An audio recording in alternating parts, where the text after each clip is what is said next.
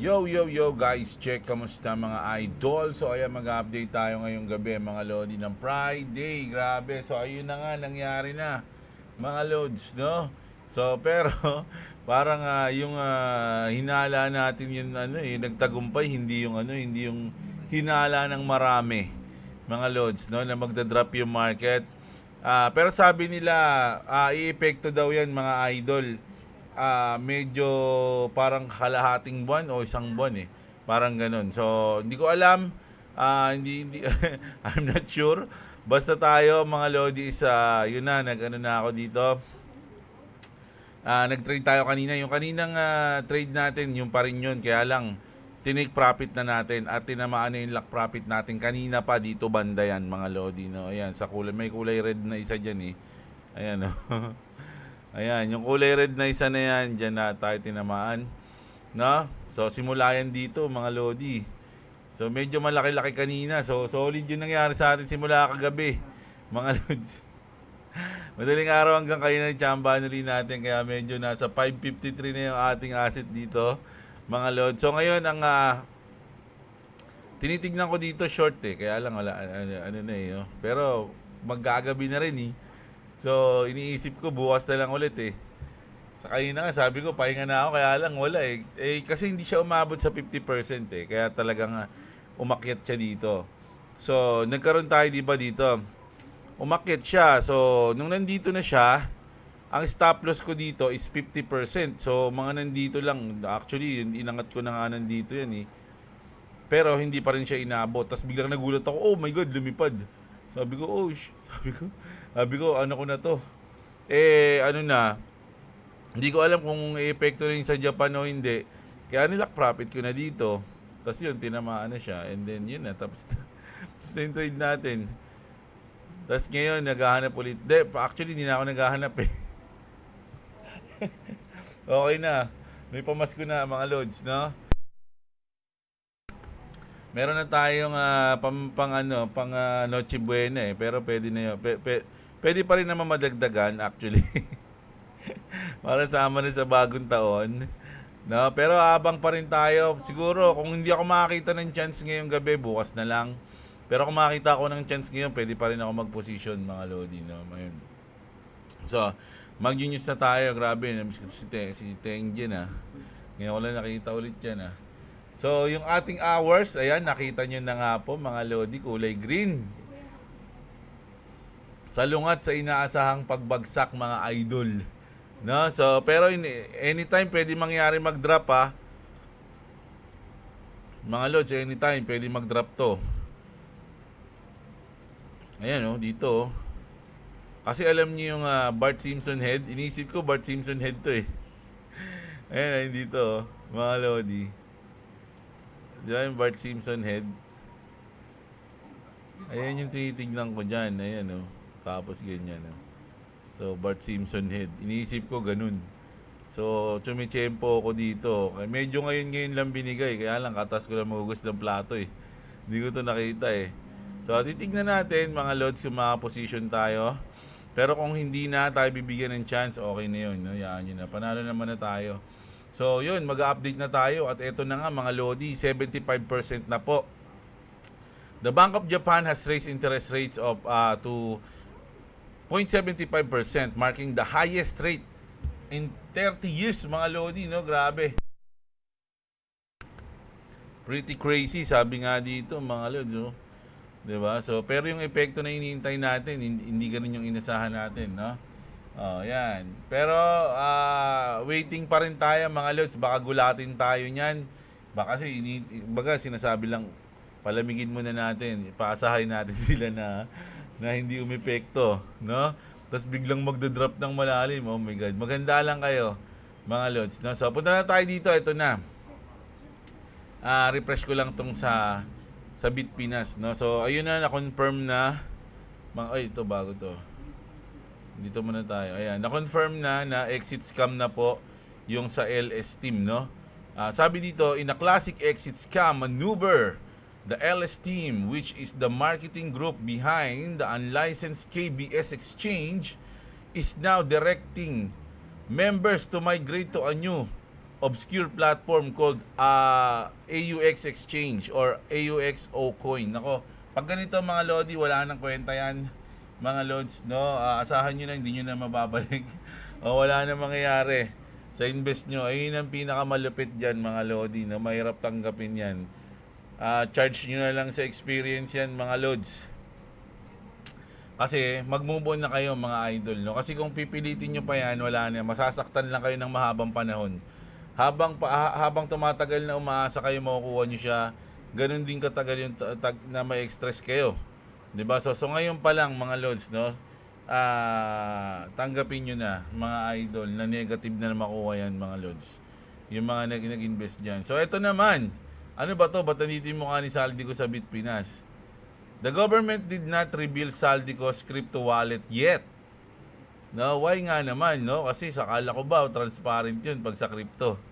This is because of a correlation to the case of Asunke, a kidnapped then killed businessman whose ransom money was converted into crypto. Oh, so ano pala 'yun mga Lodi, no? Medyo ano 'yun? May ano ba 'yun? May connection ba 'yun? Parang ang labo naman nun dahil doon hindi mo papakita yung wallet ni Saldico.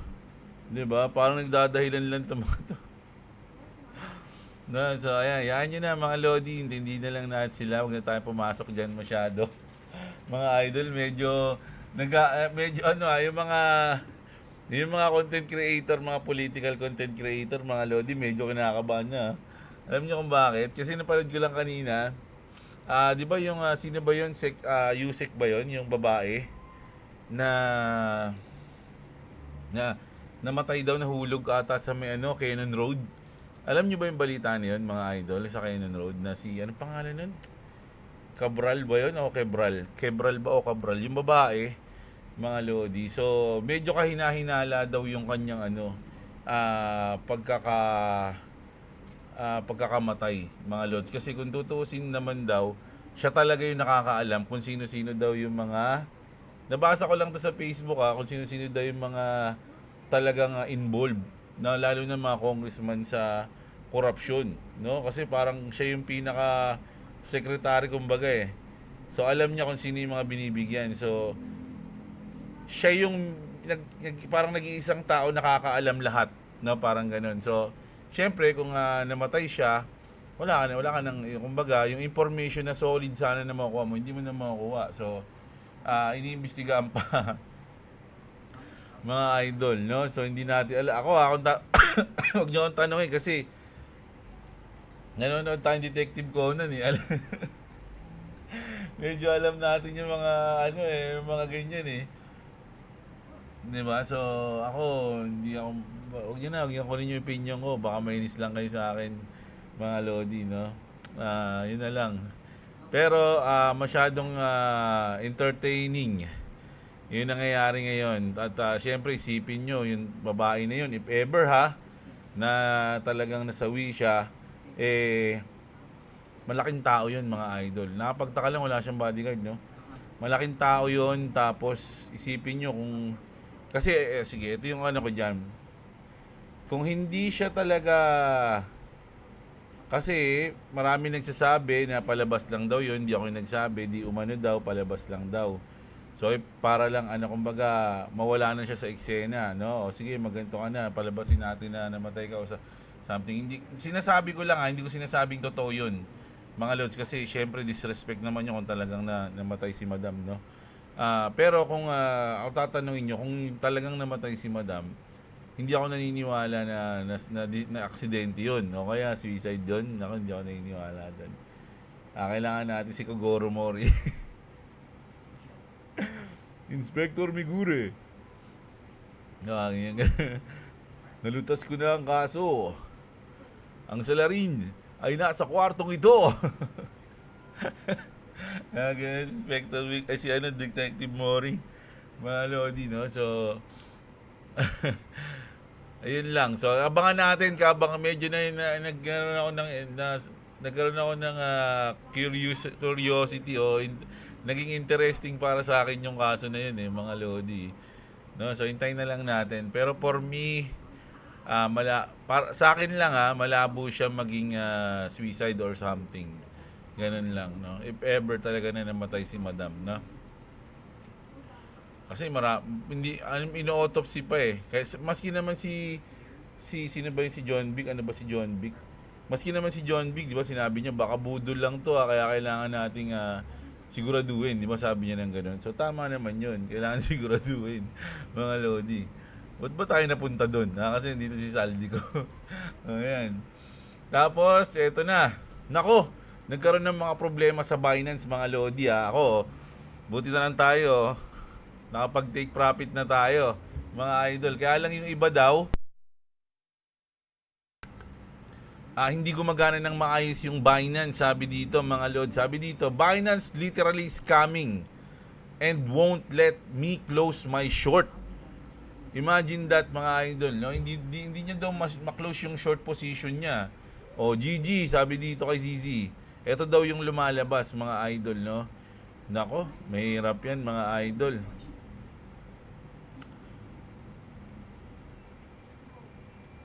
Yan, no? So, nagkakaroon na ng mga problema, mga lods.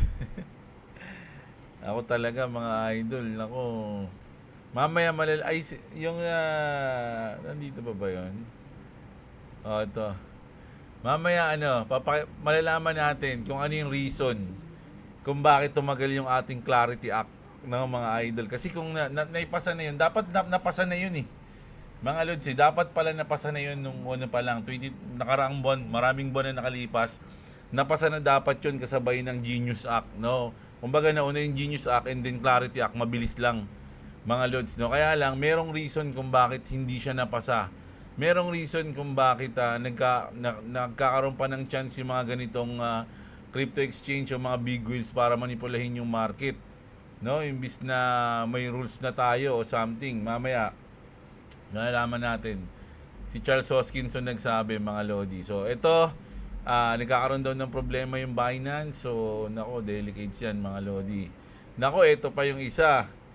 Alam nyo, mga idol, baka sabihin nyo kasi shitcoin, XRP, baka sabihin nyo kasi ba't po binabalintayan si IQ 207? Sino ba yan? Mga lodi, syempre, tinaguri ang mas mataas yung IQ sa atin nito eh. So gusto ko lang malaman yung mga opinion niya, which is para sa akin, may bilang din naman. 'Di ba? Kasi syempre, ikaw ba naman pinaka world record highest IQ ka, tapos walang bilang yung sinasabi mo. Payag ka ba nun? Sabi niya rito, mga idol, personally, XRP price below $2 feels nearly free. Sabi niya ganun, no? So parang free na daw yung ganun. Sobrang baba, kumbaga, ng presyo ng XRP na nasa baba ng $2. Tignan niyo yung presyo ngayon, 1.8. Di ba?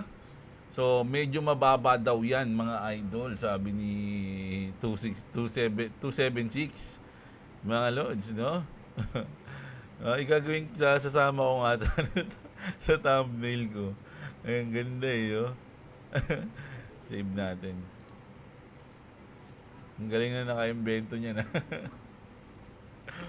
Ayan. Tapos ito pa, tatlo yan, mga lodi, tatlong post niya. Ganado nga mag-post ngayon to, mga lods, sa XRP. Putik, bigla na lang siyang bigla na lang siyang na-inlove sa XRP, lang din natin nalaman mga idol Una, pinopost na ito, Bitcoin Di ba? Una, bullish sa Bitcoin, biglang nagbago ng ganun-ganun lang. Siguro bigla niyang na-research, bigla niyang nalaman yung lupit na ganito pala. Ayan, poop. Sabi niya dito, mga lodi, all the capital in the world is going to flow in the XRP network. Kung ako nagsabi nito, medyo hindi ka panipaniwala Kung mga content creator din nagsabi nito na bias sa XRP, hindi ka panipaniwala. Kaya lang, yung may IQ na 276 yung nagsabi, ang tanong, ba't niya sinabi yun? Diba? Siyempre, nagre-research din siguro yan. Kaya nga sabi niya itong huling-huli, I'm never selling XRP. Ito yun, mga lodi. Diba? Lupit mo, yung Hun Kim. Kamukha niya ni prosecutor. Kakatapos lang namin manood ni boss eh. Meron kami pinanood, share ko lang sa inyo. Ito, ano pang magat doon? The Great Flood. Ito, nasa Netflix to ngayon mga lods. Ang ganda ng istorya niya.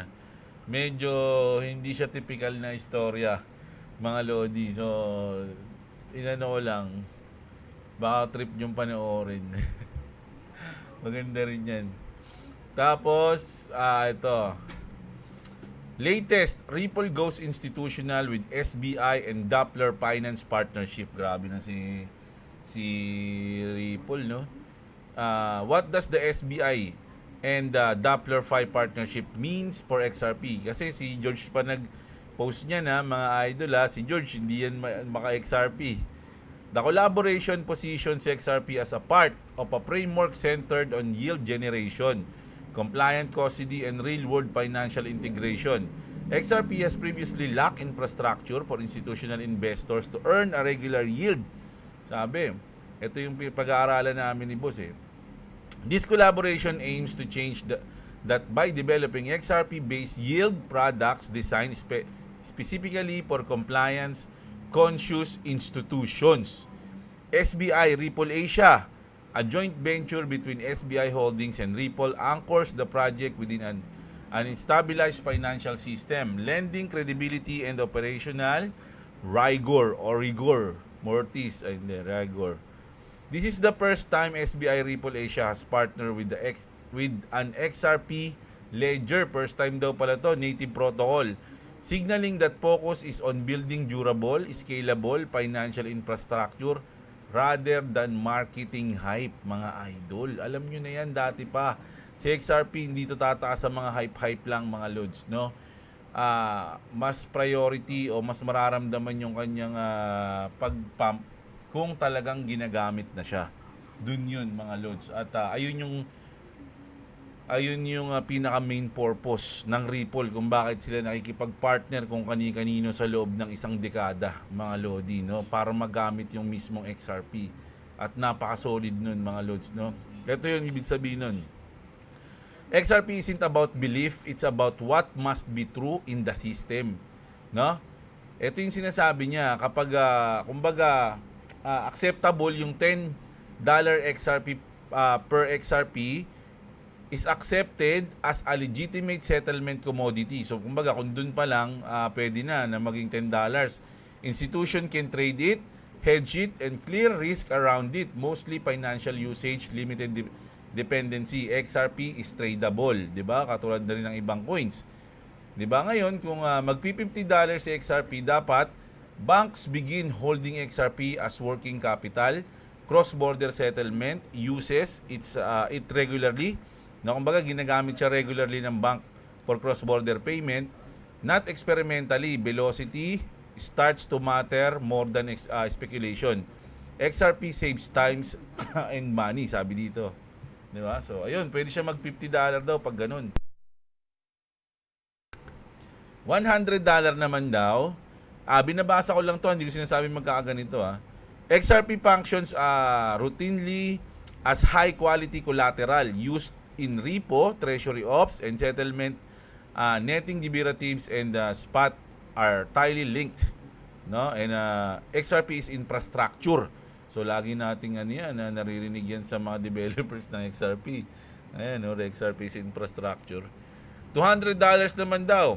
XRP is embedded in payment rails and tokenized assets. Institutions and sovereign entities hold it as liquidity. Demand becomes structural. Market don't run without it. So kumbaga kung hindi makakatakbo yung market pag wala na to, dapat ang presyo niya yan is nasa 200 mga lodi.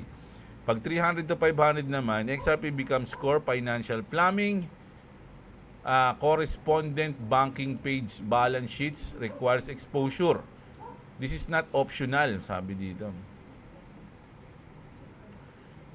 500 to 1,000. XRP operates as a global settlement standard used for large value transfers, tokenized treasuries. Naku, malapit na to. Interbank flows, naku, lapit na yan. Supply is functionally locked by usage. This is a backbone, sabi. 1,000 to 10,000, grabe. Aabot ba yan dyan, mga lods? XRP competes with the sovereign liquidity instruments held long-term as neutral bridge collateral. Volatility compresses, importance expands. You don't OPT out, no? Ah, sa akin mga idol, kung long term mo talaga i-hold si XRP, for me, may pag-asa siya na mag-profit ka ng malaki. For long term ha, sa ngayon wala pa, nag-uumpisa pa lang tayo ulit eh. 10,000 plus daw. XRP Act as global settlement collateral, price for throughput, not retail access. Retail ownership is marginal. This is financial gravity. So ang bottom line mga lodi, kung low price lang, pang trading lang siya, no?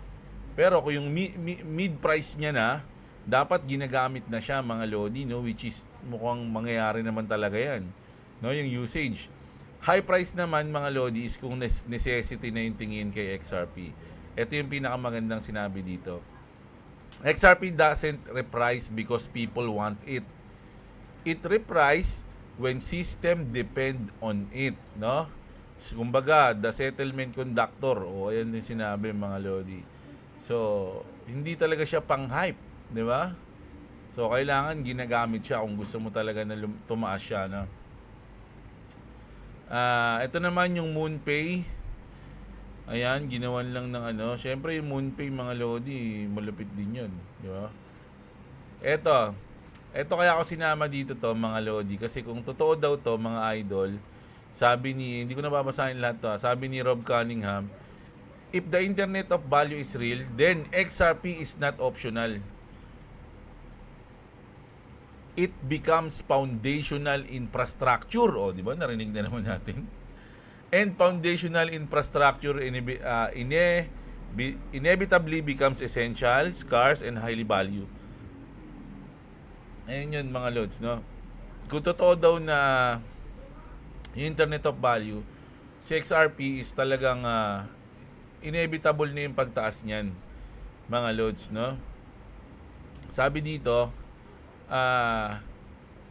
infrastructure that yung XRP daw that reduce friction, removes dishonesty, eliminates middlemen, honors honest weight and measure, always wins. XRP value is not in what people think is worth. Its value is in how much value must pass through it. And if the internet is value is real, XRP becomes unavoidable, no? Ang tanong, XRP ba talaga yung Internet of Value? Mga idol, kung sakali naman, di ba? Tignan natin yung sinabi ni Vitalik dito, mga idol, no? That's really what Ethereum is. You know, people talk about cryptocurrency 2.0 being like the Internet of Value. We're not the Internet of Value. Ripple is the Internet of Value. We're an arbitrary processor for state transaction functions. Sabi niya dito ni Vitalik, we're not the Internet of Value. Ripple is the Internet of Value. Ayun yung sinabi niya diyan, mga idol. You know, people talk about cryptocurrency 2.0 being like the Internet of Value. We're not the Internet of Value. Ripple is the Internet of Value. Doon pa lang mga lodi. 'Di ba? Si Vitalik na nagsabi, mga idol. So kung totoo 'yon, XRP becomes unavoidable, mga idol, no? So ayan, do your own research mga lodi. I'm not a financial advisor, ha. Hindi sinasabing bumili, mag-hold o magbenta kayo ng coins. Huwag kayo umasa sa akin sa ganun, no? Sa lang akong tambay na nag-news. Tapos ito na yung sinasabi ko kung bakit ganun. Kung bakit nabitin o kung bakit hindi napasa o yung ano yung reason, mga lodi, which is ang ganda ng sinabi dito ni Charles Hoskinson. Gusto kong i-share sa inyo to. Trump's meme coin derailed crypto regulation. Nagumpisa yan sa Trump coin, mga idol, no? Charles Hoskinson says crypto was on track for a bipartisan regulatory win until Trump coin changed the optics, mga lodi. Nandun na tayo sa linyahan, mga idol, eh. Diba? Kumbaga, ito lang, ganda na eh. Kaya lang, biglang nilabas yung Trump. According to Hoskinson, the Clarity Act was expected to pass with board support in late 2024. Imagine, mga lodi, 2024 pa. Around 70 senators were projected to vote yes. and crypto had backing across both parties after the Gensler era. So, kumbaga, pagtas ng Gensler era, solid pa rin mga lods, no? Then, Trump launch. Naku, biglang nilaunch tong Trump coins.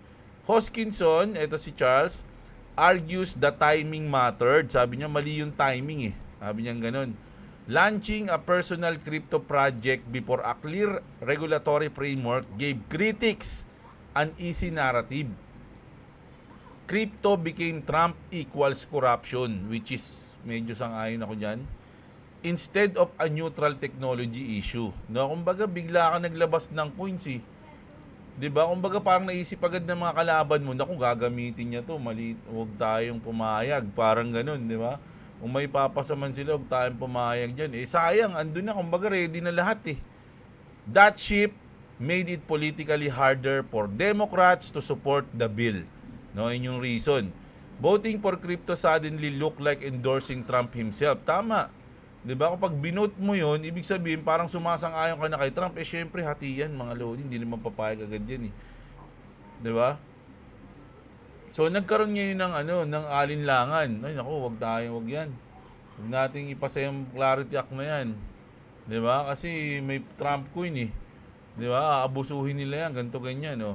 Which turned Clarity Act into a midterm campaign weapon instead of bipartisan legislation. So naging political na 'to, mga lodi, no.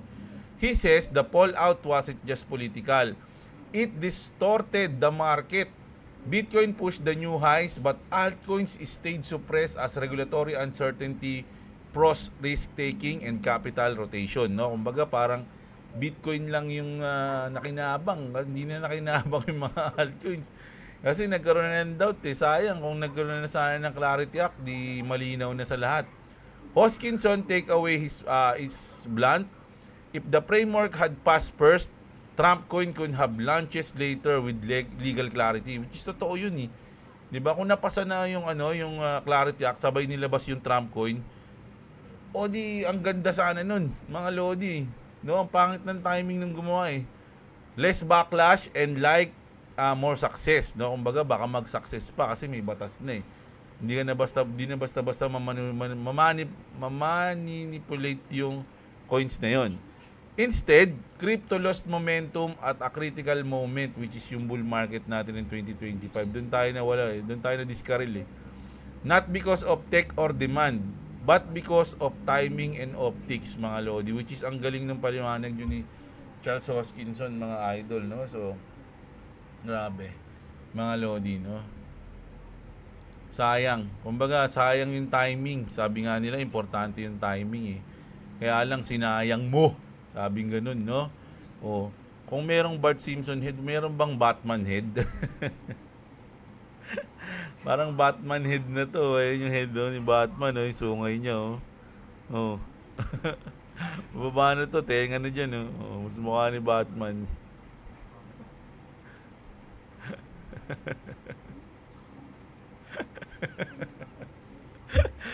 Karoon na ng mukha.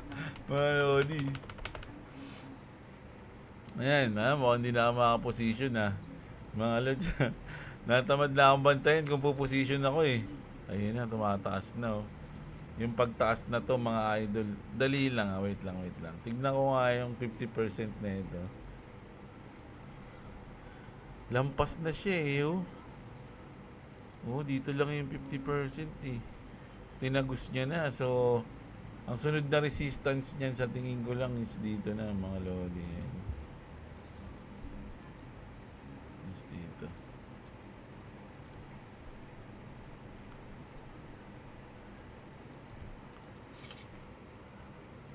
Aabot pa kaya yan dyan bago bumaba? O bababa na dito yan with the Batman head. Batman head. Idol. Nasa momentum eh, no? Haba ng pinundasyon niya dito eh, oh. Mga abot nga to dito bago mag-drop, mga idol. O magiging Batman head. Ngayon lang naman yun eh. So basa na tayo ng comment nyo, mga lodi, no? Asa na. So ayun yung no? Grabe yung ngayon, no? Mga balita. Grabe yung mga balita. Kaya na lang ako nanood ng TV habang nagugas ako plato. Tapos narinig ko yung balita na yun. Grabe, dito pa lang tayo, nakaposition tayo, kaya pala ang taas nung ano. Nagulat ako kanina, malisasay akong hapon eh. Lisa Yonson, shoutout sa'yo, idol, si Gaming PH. Wala nang bull run kapag ganyan, puro manipulation, imbis na pataas na ng drop pa. O, di ba? Oo nga eh. Pero kung long term ka naman, hayaan mo lang, idol.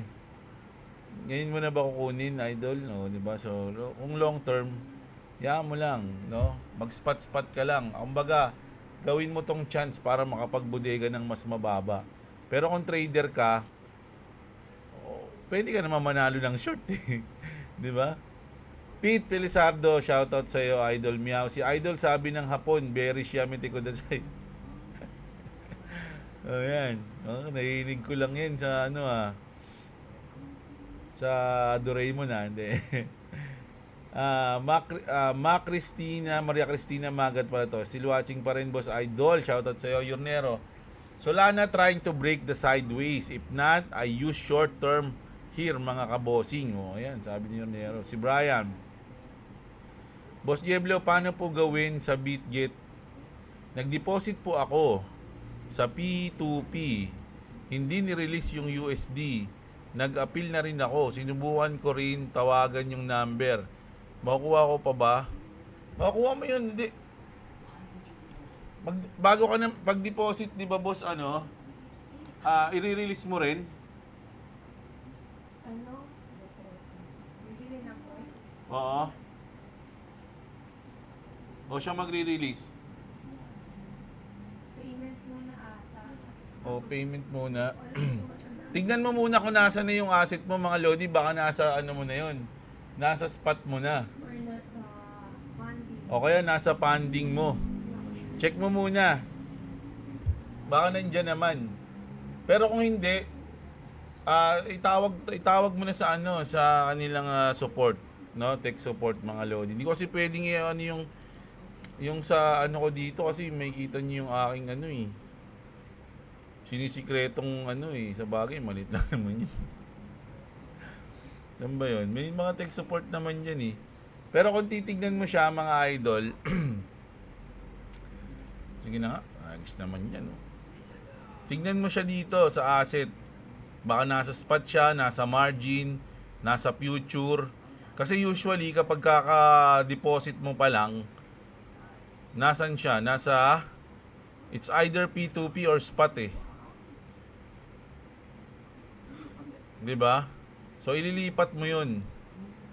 Pupunta ka dun sa sa parang sa ganito. Saan ba 'yun? Ita-transfer mo siya. Transfer mo siya sa spot. Kung gusto mo mag-future, transfer mo sa future. Parang ganyan, no?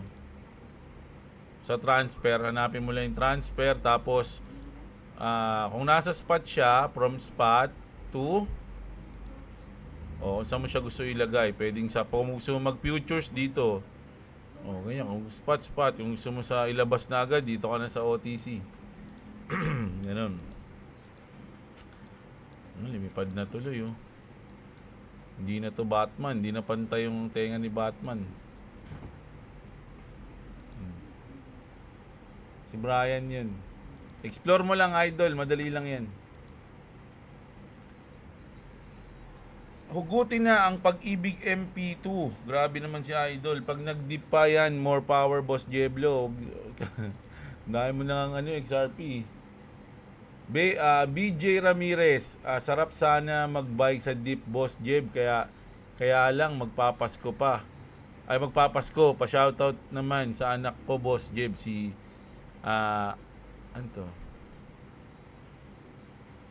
Aviana.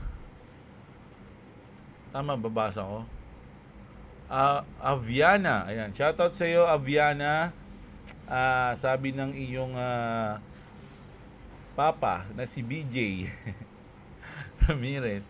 Magandang gabi sa iyo, idol, no? Magandang gabi sa inyo diyan, idol, at shoutout kay Aviana. Ayan, no? Merry Christmas po. Si Nins. Boss, naka $15 lang ako kanina, madaling araw. Yun, profit is profit, idol. Boss Jeff, sabi ni Dave Portnoy 1.75, hindi 1.5. Hindi ba 1.5 'yun? Nga natin.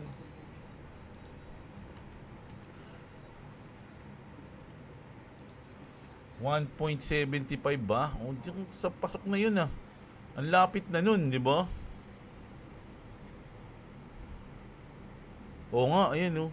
1.75. Muntik na. Dito lang pala yun oh. Ang lapit lang oh. Sayang. Hindi, baka ginawa niya na yun. Hindi niya lang sinabi. Yung mga nagpo-post ng ganyan, mga Lodi, baka minsan mali-mali rin yung pinopost niyan eh. Ang title ng movie na Reverse Kramer Style of Trading ay Trader 2022. Meron nun, idol? Check nga natin. Ganap ako ng mga magagandang panoorin ngayon, mga Lodi. Kasi syempre, walang pasok, di ba? So, medyo makapagkakaroon tayo ng time sa sarili natin. Ito, o nga no, 2 years ago, Trader. Na-download ko nga yan. Wala mo, na-download natin yan. Ang Japan rate, after ng Japan rate hike, 5 weeks downtrend ang sunod. 5 weeks? Based on previous Japan rates hike history. 75k to 63k Bitcoin soon, sabi. Uy, grabe yun. Ayun pala, no? 5 months, o 5 weeks pala, sorry. 5 weeks, so mga January na to, mga idol. No? 5 weeks downtrend daw. Ayon sa history, So, asahan nyo na. I mean, huwag nyo naman asahan. Maga parang i-consider nyo lang. Halimbawa, nagkakaroon ng ganito, nagkakaroon ng pag-pump. Lagi yung ano sa isip nyo na, uy, tuloy-tuloy na ba tong pump na to? Baka hindi. Baka mag-reverse bigla yan dahil alam nyo naman, sabi nga, 5 weeks tayo magda-drop. Yung mga nagtatanong, ano ba yung nangyari sa Japan? Ano ba yung Japan? Nung mga nakaraang video natin, pinaliwanag ko na yun, mga Lodi, ng medyo mahabang paliwanag. Kung bakit ganun, mga Lods, no? So, panoorin nyo na lang yun. Si Tropa yun Boss Jeb, may bumulong din sa akin kanina, sabi mag-short daw ako. Boom, yun, panalo. O, ngayon, mag-ingat kayo Pagkakataon na magbudega, sana may pambudega. Pa-shoutout at salamat po sa update. Si Phil Habis, always shoutout sa idol. Si Robbie Michael Paway, ayan, shoutout. Si Romeo Jr. Villanueva, siguro maangat lang ang crypto kapag bumagsak ang stock. Palagay mo, Boss Jeb? Sa tingin ko hindi, kasi medyo nasa hype din ngayon yung stock. Kasi gagawin nilang 24 hours yon ng Monday to Friday. Mga Lods, makapag-trade na sila ng Monday to Friday ng 24 hours. Ang wala lang is weekend. So, sa tingin ko, medyo hindi ako sure. Profit ng 269 long position, sabi ni Crypto Gaming. Ayan, magaling yan si Idol Sabi dito lagi ni Meowsy, ito yung 4-year cycle, no? Pero sabi naman dito ni Tomoya, dead na yung cycle na yon. Nagbago na, meron na tayong super cycle. Pwedeng totoo, pwedeng hindi totoo. So, bahala kayo mga idol, no? Kasi hindi ko naman na masyadong iniintindihan ngayon kasi kasi nga sabi ko long term tayo. So kahit anong mangyari, babataas, no problem kasi long term naman tayong holders. 'Di ba? So kung sasabihin man natin na trader ka naman, no problem din kasi hindi mo na kailangan ng TA kapag nag-scalp ka Kasi ano ka lang kurot-kurot ka lang Pag nag-profit ka, okay na. Kahit nasabihin mong bearish ngayon, kahit nasabihin nating bearish ngayong month, hindi ka naman per month nagtitrade 'Di ba? Halos pagka-position mo, pag nag-profit ka, pwede mo nang pag nag-profit ka, pwede mo nang putulin yung trade mo. 'Di ba? So hindi na importante yung long term dito o kung ano man kung bullish man ngayong week o bearish ngayong week kasi gumagalaw naman 'yan. Pwede kang mang micro diyan habang gumagalaw. 'Di ba? So ayun yung sa atin, mga Lods, no? Si LA Gaming, sa tingin ko, Lods, nag-accumulate lang ng profits mga institution kasi once na may kasana Clarity Act, di na nila magagawa yon. Kaya nasa isip ng mga manipulator, profit muna. Pwede yan, mga lods, no? At isa rin yan sa mga naisip kong reason. Kasi once na naipasa na yan, wala na silang palag dyan, mga idol, no? Kumbaga, kaya pa rin siguro nilang ma-manipulate pa unti-unti, pero hindi na yung ganito katulad nito na talagang sobrang laki ng nangyayari. Si Books, walang paki sa drop sa mga long term, baka nga makapagbodega pa ulit. Yun ang tamang mindset dun, mga lods. Alam nyo, itong panalo ko sa trade, gusto ko na sana ito ibodega eh. Kaya lang kasi magastos ngayon. So sana may matira pa dito hanggang after ng New Year, mga idol, no? Pag may natira pa dyan, ayun na yun siguro pang bubodega natin. Pero sa ngayon, wala pa naman, okay yan. Inaayaan ko lang yung bodega dun. XRP na nakahabol sa dip, nakapagbodega pa. Di na baling walang pang Pasko. Uy, grabe ka naman. Basta happy sa 2026. Romel. Uy, i-enjoy nyo lang yung journey. Huwag nyo kalimutang mag-enjoy sa journey, mga lodi. Kasi kung lagi kayong nai-stress, pangit yun, mga lods, no? Kumbaga parang baka pag naubos kayo, isumpahan nyo yung crypto dahil wala kayong na na palang masayang buhay. Naku, nakasayang dahil sinave ko yung video na yun eh. Nung dalawang trader, na yung isa, binabantayan niya yung kanyang position, yung trade niya, binabantayan niya. Yung isa, pag position niya, nag-enjoy na siya sa buhay niya. Binalikan niya na lang. So, naubos yung oras nung isang trader na yon na na-stress siya kasi lagi niya tinitingnan yung kanyang portfolio, na-stress pa siya everyday. Pero yung isa, hindi siya na-stress kasi hinahayaan niya lang. No, binudega niya lang doon, tapos umalis na siya, nag-workout siya, naggala siya, hindi niya na iniisip, 'di ba? So kung matalo man 'yun, at least yung journey na enjoy niya. Yung nakabantay, kung matalo man 'yun, talagang dinaman niya yung talo simula umpisa hanggang katapusan. 'Di ba? So lagi kayong maglaan ng time para sa sarili niyo, mga lods, no? Kaya para sa pamilya niyo. Huwag niyo i-focus lahat sa crypto o sa trading, mga lodi, o sa investment. Nako, nakaka-stress yan, mga idol, no? Ayun yung isa sa mga natutunan ko, mga lods, no? Kaya nga tayo merong stop loss o meron kayong lock profit kapag kapag nagti-trade kayo. Pero kung bodega, hayaan nyo na yan eh. Hayaan nyo na lang yan, mga lods. Tapos balikan, silip-silipin nyo na lang, pero huwag nyo masyadong damdamin, mga idol, no? Ba't ako magla-like sa'yo? Di naman ako nagpa-profit. Kasalanan ko ba yun?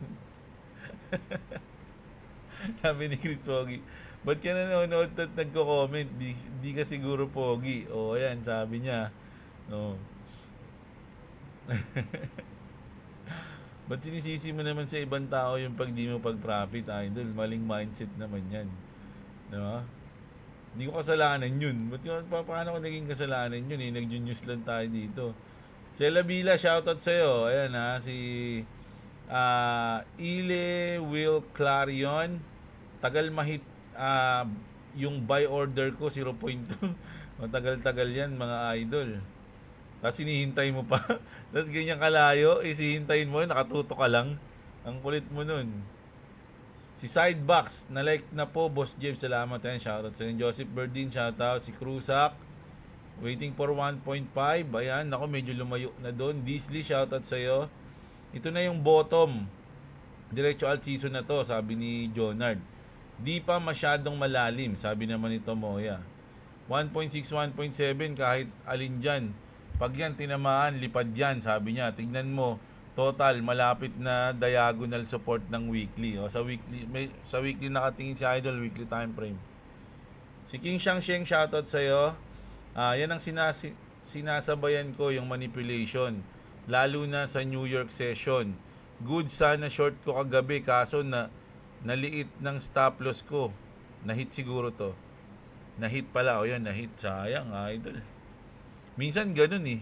Yung kung hindi ka na-hit, panalo ka na. Kung tinasan mo lang yung mo, ayun yung mga minsan nakakainis din eh. Kaya kaya pagka ganun, relax ka, huminga ka lang ng malalim, sasawa ka mo yung tenga mo, tapos sabihin mo, wusa, relax. Sige, pag-aralan mo, idol, para may turo mo sa amin, no? Sige, Lods, pag medyo, tsaka hinihintay ko rin yung mga tropa pips ko, pag ginawa nila yon, sila na papaunahin ko. Sa paturo ako sa kanila. Si Romy, ayan, shoutout. Si Bibo, parang yung isang araw lang na manipulation ang nangyari, dapat masanay na tayo dyan. Sumabay na lang tayo sa kanila. At sa tingin ko, naka-price in na yan, interest hike ng Japan. Nilalaro na lang tayo ni market maker. Tama, idol. Mas maganda kung naiisip natin yung naiisip nila, no? Yellow Plus, shoutout sa iyo. Skylab, si Santos Jandel, si Allen. Ano ba yung sa Japan? O yun na, idol, no? Ano mo na lang. Nahaba eh. Kung saan di ako nag-trade, tumatama sa TA ko yung market. Yun lang. Si Larry, shoutout sa iyo, si Nochi, at syempre yung nag-champion si Engineer Lloyd Cortez. Ayan. Kapag na idol, ikaw yung first, hindi ka toast, tsaka trist. Ikaw yung first, no, idol, no? So, ayan, shoutout sa iyo, Engineer Lloyd Cortez, ikaw yung nag-champion. So, ayan ang balita natin ngayong araw, mga Lodi, ngayong gabi. So, bukas, mag-update tayo bukas, mga Lodi. Hindi ko lang alam kung anong oras, no?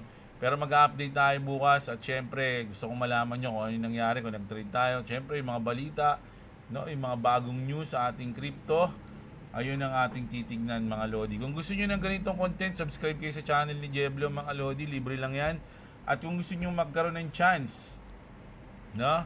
Na magkaroon ng pang Noche Buena ngayong Lunes. Sa Lunes na to, mga Lodi. No, it's either Lunes. Lunes talaga.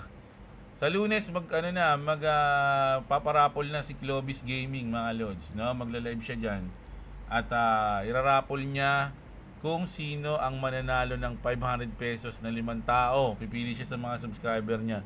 So ayan, subscribe kayo, libre lang mag-subscribe at baka mabunot pa kayo ni Clovis. So ayan, kita-kits tayo, mga idol. Maraming salamat sa mga nanood, mga Lodi. Huwag nyo kalimutang tignan ang mga link dyan sa baba ng description natin. Check nyo, mga idol, no? So medyo malulupit yung mga nasa link natin. So ayan, kita-kits. Magandang araw sa inyo, mga kapatid. At What's up? Subscribe to Clovis Gaming and subscribe to Jeblo. If you want to subscribe to me, it's in link in description. Also, the meme reset is almost close. If you don't know the meme reset, I'm not gonna say it, but after when it's live. Peace.